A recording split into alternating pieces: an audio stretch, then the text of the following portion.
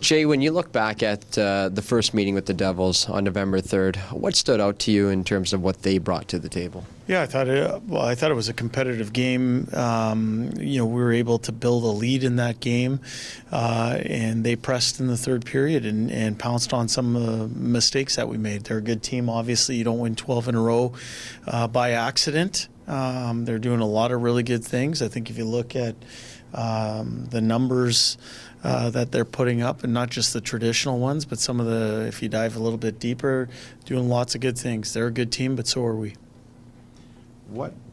How has the perception of the Devils around the NHL changed just with this first quarter of the season? Well, that's more for a question for you guys in this group in here. I can tell you when I prepare, or not I, but we prepare for the New Jersey Devils, we take them at face value. So when I look at a team, I'm watching how they're playing currently, what they're trying to do. I see a young, fast team that is playing with a certain level of rhythm to their game. They have multiple ways that they can hurt you. If you're sloppy with your details, it's to your peril. We live that. I thought we played a competitive game that night. We had the chance to win. We had numerous chances to extend the lead when it was at 3-1. We didn't find it. They had some gamble in their game in the third period, and they found a way to walk out of our building with 2 points. They're a good hockey team. How have you felt about your hockey club since that game? Well, I think we've been a little bit uneven, DMB. We've taken down some good teams in some hard buildings. I think of the Tampa Bay game with all the drama involved with Evander's injury and Yamo being out in that game. We went into Florida, a team that hadn't lost at home. We took down the Vegas Golden Knights, a team that was, I think, 8-1 on the road and leading our division. So we've had good moments, and then we've had moments that we want to have back. So I think we've been uneven since that New Jersey game. I think the important thing to remember about that New Jersey game was two teams that were riding high going into that game. I think we had won 5 games in a row before that. In the end, our details in that third period weren't good enough. And we're going to be challenged by a really good team that's playing at the top of their game. It's our obligation to meet them there. You guys have had some success, though, on the road. I think you're 5-2 on the road there. I mean, what's been the recipe for success? I think we've played a little bit more simple when we've been on the road. We haven't tried to overcomplicate anything. And as I said, we went into some tough buildings. I think for us, we know our game is going when we're prepared to check to win. And when I say that, I don't mean sitting back and waiting for teams to come at you and daring them to come through you.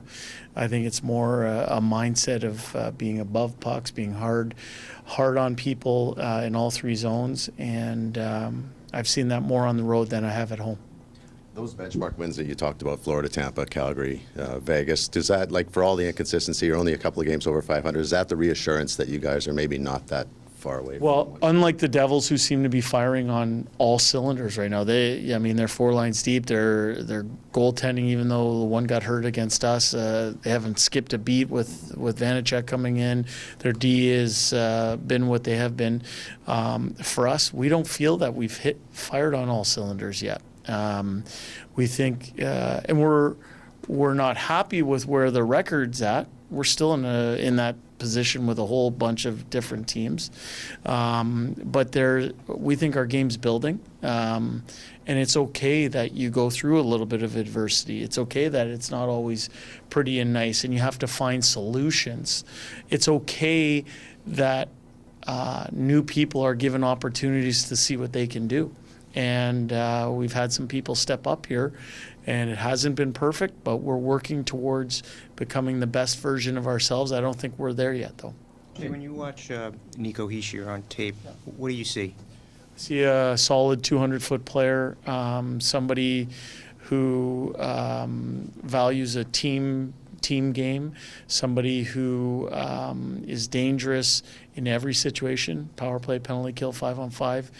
I think he's a really good hockey player, and obviously he wears the C on that team for a reason. Jay, we talked to Yessi this morning. Obviously, points are one thing, but can you talk about the contributions he's kind of had over the last few weeks here for this team? Sure. I think I think if you would ask Yessi, and it sounds like you did, if the first 18 games went according to his script, probably not. He's played a good chunk of time on Connor's line. His numbers, offensive numbers, might not be where he wants them to be, but I think I think he's found some life with this line with McLeod and Costin. I think it's a big line. He's somebody who's averaged around 13 minutes a game.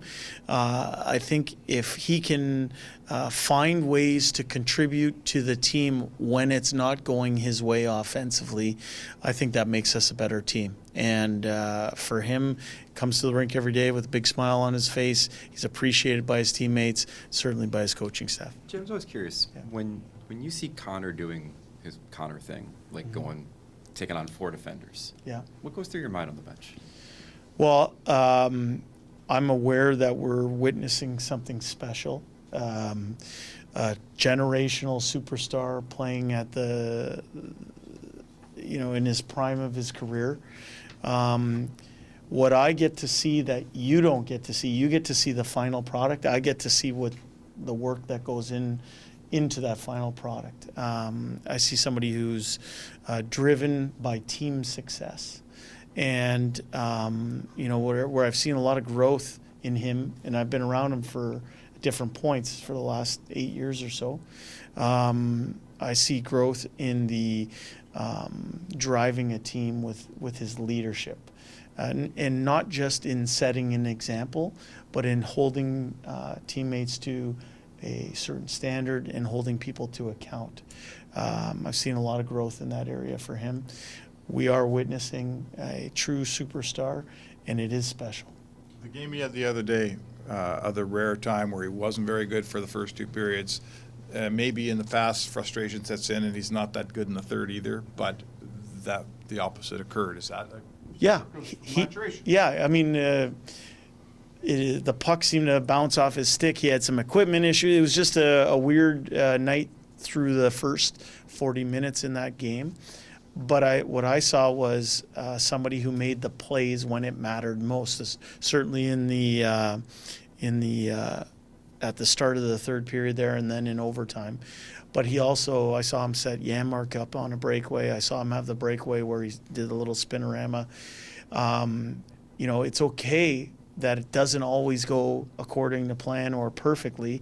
What I really liked was to see somebody dig in and find a way when it might not be going perfectly. And in the end, he made the plays that mattered most. And as I said, he's driven by team success. The team won the game that night. And in regards to the leadership part of it, it's not the generational player doesn't always have to equal leader. It doesn't like it's just kind of forced on you sometimes.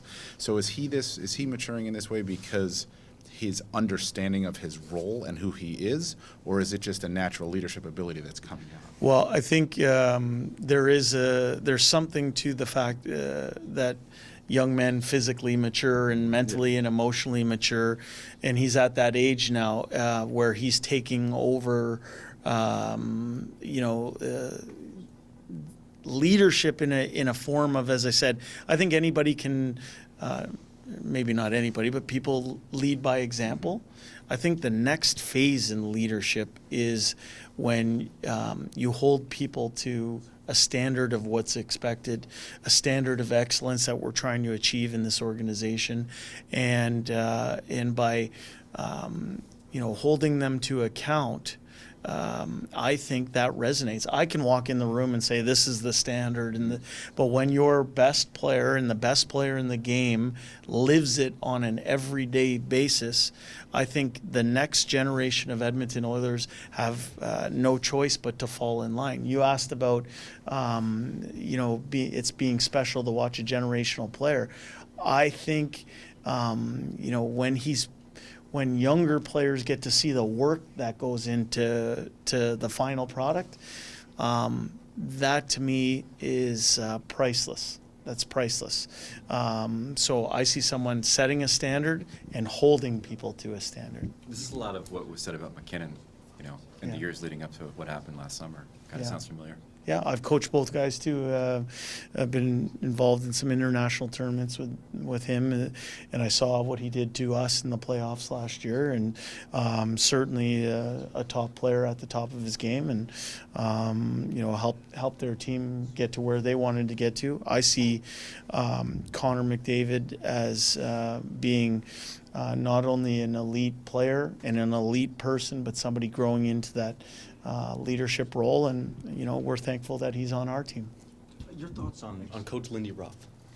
Well, I mean, Lindy Ruff has coached numerous games in the best league in the world for a reason, with multiple different organizations. You know, he's had you know, good stints in Buffalo, Dallas, and then certainly now here.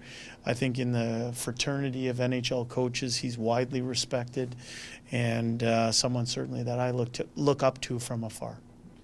Do you want to just ask you about today? The team is staying in Jersey, and kind of when you look through travel plans, do you have different ideas? And is this just to save the maybe too much time on the bus and the advantage it is? Yeah, I think heading into today's game, there was a lot of thought into this trip, and we wanted a base out of New York City, but also understood that we played a game Saturday night. We were going to not practice yesterday because of the long flight to the East Coast. We were going to have a full pregame skate here this morning, and because of that, we just wanted to best use the resources that we had at our disposal. And fortunately, you know, our organization was able to solidify some day rooms for us, and that saves us on traveling back into the city and then traveling back out. But in the end, we got to make sure wherever we sleep this afternoon, we better make sure that we're ready to play, because this New Jersey Devils team, you know, they're going to be ready for us.